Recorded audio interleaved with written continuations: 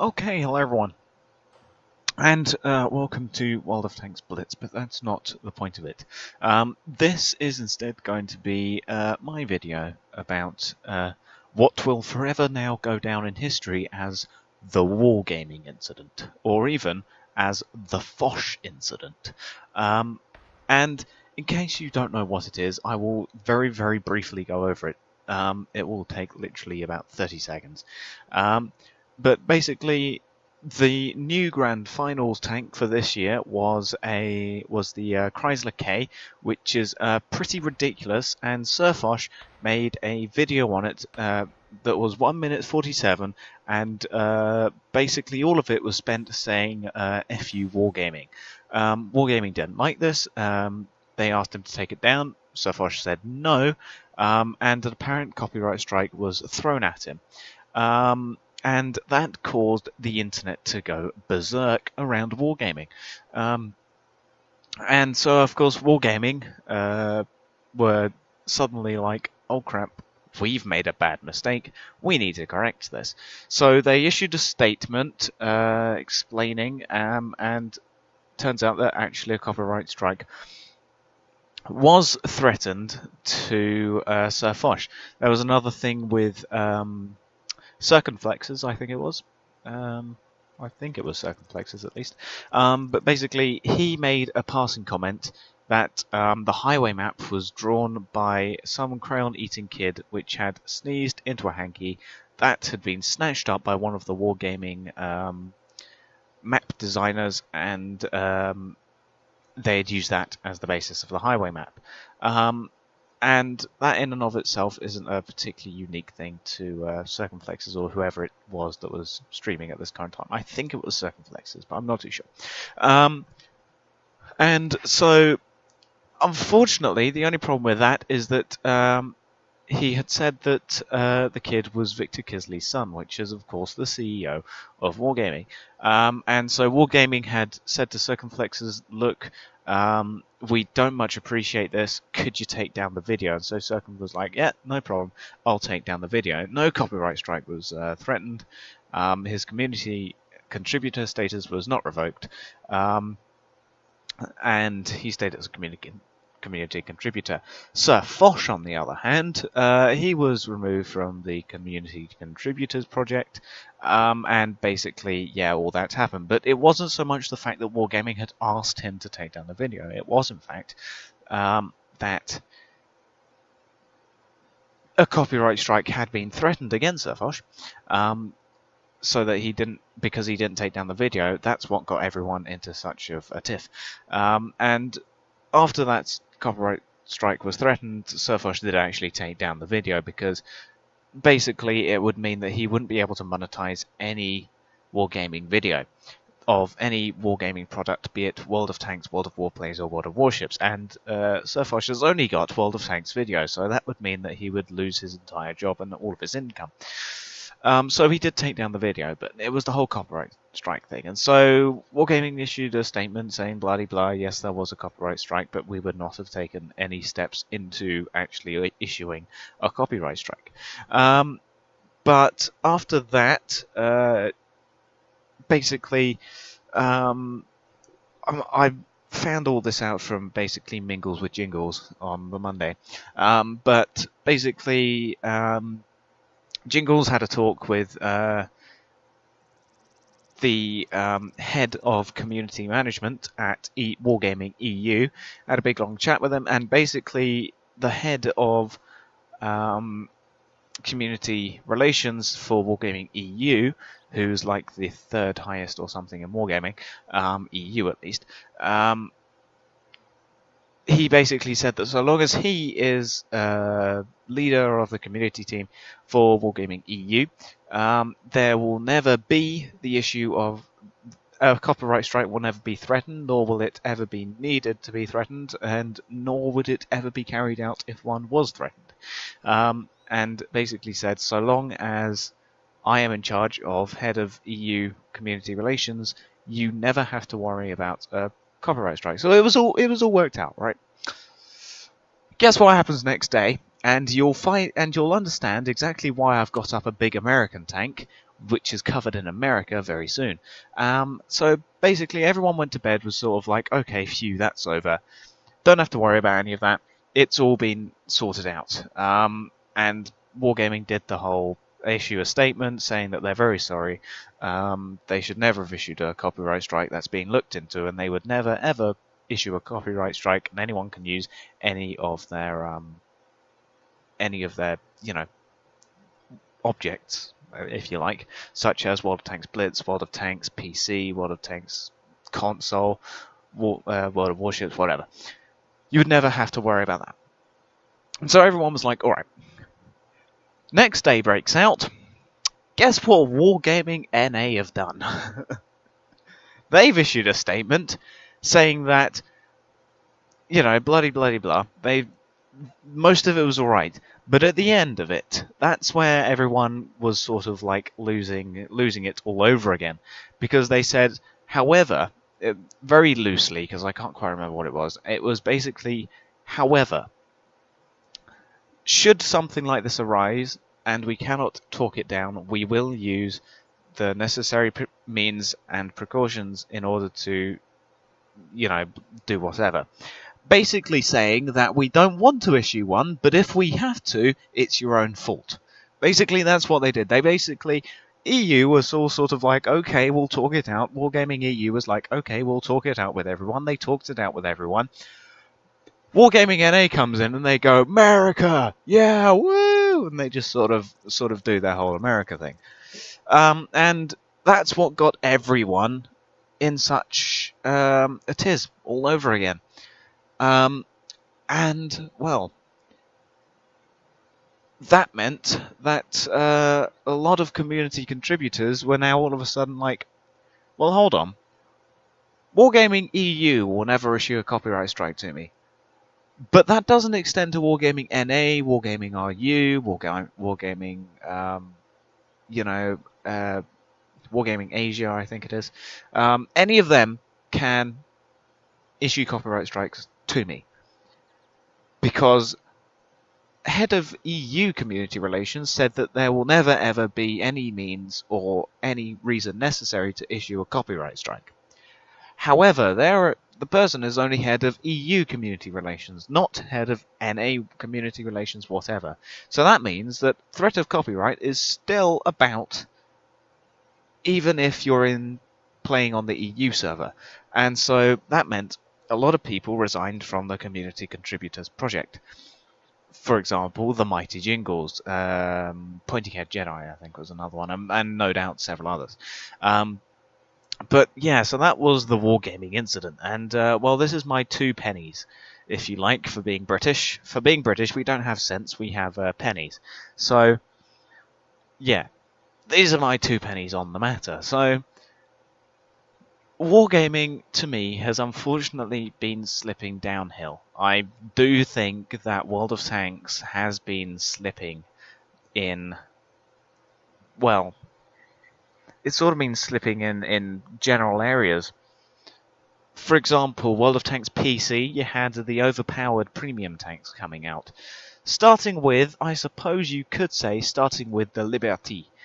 Because with the Liberty, that's what really got people sort of like, well, hang on, my IS-6 has now become almost redundant because of this thing, because this thing has got much better penetration, better maneuverability, better armor, in some respects, at least, than my IS-6. Or, indeed, the T-34. Why would you have a T-34 when you've got the Patriot? Why would you have a T-34 when you've got the Chrysler K coming out? But the Chrysler K is much after. Then you've got the next really big thing in overpowered premium Tier 8 tanks. You've got the Object 252U, or the 252U Defender, I think it is. All I know is that it's the Defender. And that thing is the definition of overpowered. The gun is a 122 gun, which does 440 alpha damage with much better penetration than anything else at its tier in heavy tanks. It's high up there. So the Object 252U has got a really good gun. even if it does have a fairly low rate of fire, but that doesn't matter really. It's got really good penetration, it's got really high alpha damage.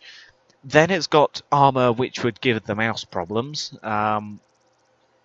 It's got armor rivaling the mouse. The maneuverability isn't bad. And it can hold its own against tier 10 heavy tanks. And, well, yeah, the tier 8 can see tier 6s, and you've got to go up against you've got to go up against that if you're in tier 6. A tank which can give tier 10 tanks problems. So that was a really big sort of, well, balance upsetting, really, which is that. Then you've got then you've got the Patriot, the T26E5 Patriot, the basically fatter Pershing, and I don't really like the tank, frankly. I kind of regretting actually buying the Patriot, but then I just sort of don't know how to use it. Many people do know how to use it, and they've been sort of getting really good games in it, because it's basically a T32 but better. I think it is. That's the thing. It's basically a better T32. Or whatever else you have at tier 8. I'm not too sure. I don't know my American heavies. Let's have a look. Since I'm on American tank, I can just check. Where is it? Oh, is there no T32? Oh no, there it is. Yeah, it's basically a better T32. That's what people didn't like about. Well, that's what people thought was overpowered about it, because it's basically a better T32 with a better gun, better penetration, better everything, basically. And so that was another sort of overpowered, game-breaking tank, because once people started finding out how good these tanks were, they bought them in their thousands. And so that upset the matchmaking system, which upsets the balance, which upsets players who then go and buy these tanks so that they don't have to keep getting Seal Club by these tanks, therefore adding to the problem.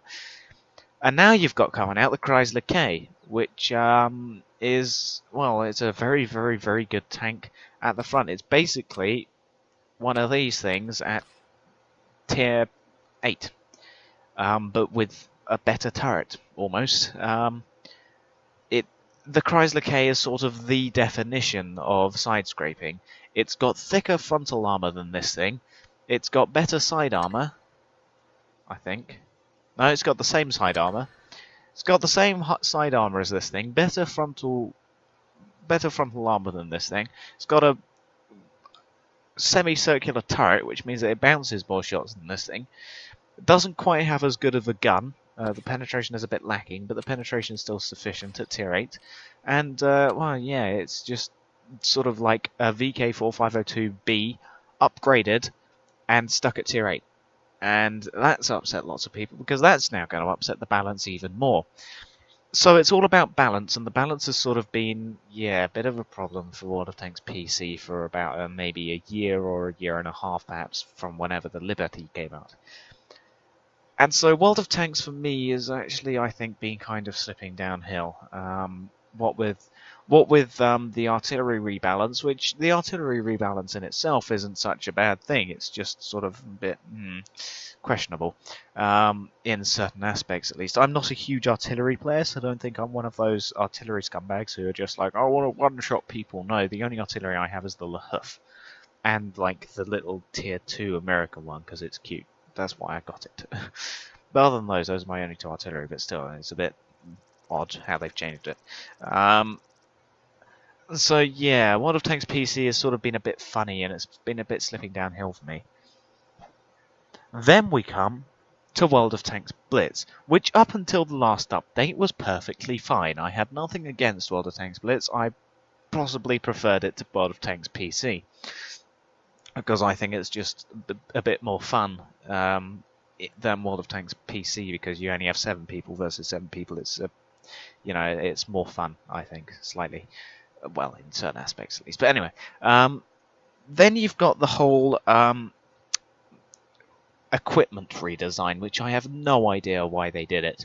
They brought in spare parts, which you didn't get enough of when the update first came out. You've got all this redesigned equipment. The tanks just reload slower, which is a real downside for this thing, although this thing's pretty much how it was, but it is a big downside for example, the Tankenstein. That's a really big downside for this thing, because if you're using this thing, the 130 gun on it, which I do because I find it much more enjoyable, but if you are using this thing, and you want to go with the calibrated shells, you lose the option of a gun rammer, which means you have about a 20-second reload on this tank, which is absolutely god awful. And so yeah, World of Tanks Blitz has slipped down a bit because of the redesigned equipment. Because, well, I want to go into the equipment.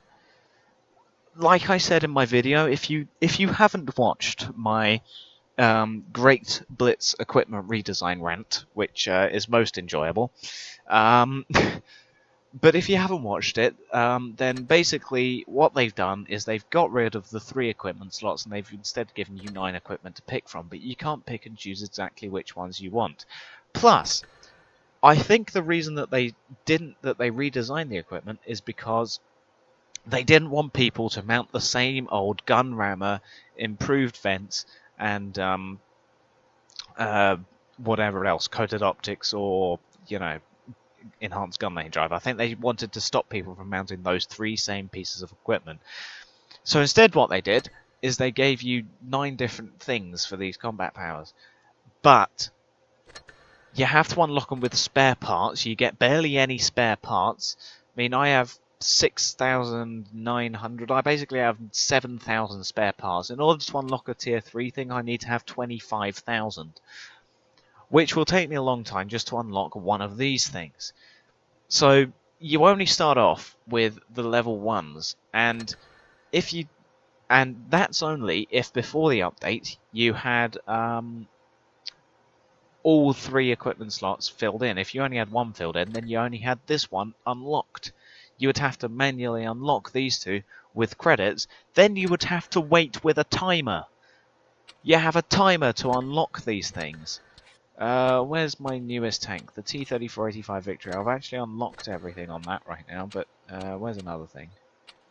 Well, there's got to be something here which I didn't have. There you go. For example, the Fury. I would have to unlock this first slot with 100,000 credits, and I would then have to wait 8 hours to unlock it. I would have to wait 8 hours to actually use my specialization, which I just spent 100,000 credits on. And then, from then on, I would have to use spare parts to unlock it, which, as you can see, gets pretty expensive. To unlock something on the mouse, I need 32,000 spare parts. 32,600 spare parts. I'm only at 7. It's going to take me forever to unlock something on here. Although, don't worry about it, you can skip it with gold. So, yeah, you don't get enough spare parts. If you want to use your upgrades, your equipment, sort of now, once you start unlocking it, you have to spend gold to further it. But anyway, I've ranted about that already. Go and watch the video, because I really don't want to repeat it, but any time you mention equipment, I just go off. I can't help it. But yeah, anyway, long story short, basically they sort of screwed over Blitz with that a bit. The whole community was in outcry, and yeah. So that happened. So that sort of got everyone upset. Many of my clan members actually refunded purchases because they didn't like how they redesigned the equipment, and people were just sort of up in arms about it. But now they're sort of they are trying to get back, you know. I mean, they're bringing out a new map, which is nice. They're bringing out new tanks. They've got a military honor feature, which is very good. The old chat system returns. So, I mean, yeah, that's always nice. So, I mean, you know, they are trying to at least get Blitz back up to how it used to be, which I admire, and I'm fine with that. But still, World of Tanks and World of Tanks Blitz have been slipping, unfortunately, to me, and I think that this thing really brought it to light. This whole Wargaming incident, or the incident with Foch, however you want to call it. I much prefer the Wargaming Incident because it just sounds much cooler. Even though it's a very bad thing to happen. But anyway, yeah, that's my two pennies if you want, or my 2 cents if you're American and as the saying more traditionally goes. But yeah, so that's the whole thing with Wargaming, Sir Fosh, and the community contributors all like up in arms and resigning. But just in case you didn't know, that's it. But yeah, so I'll thank you for watching and goodbye.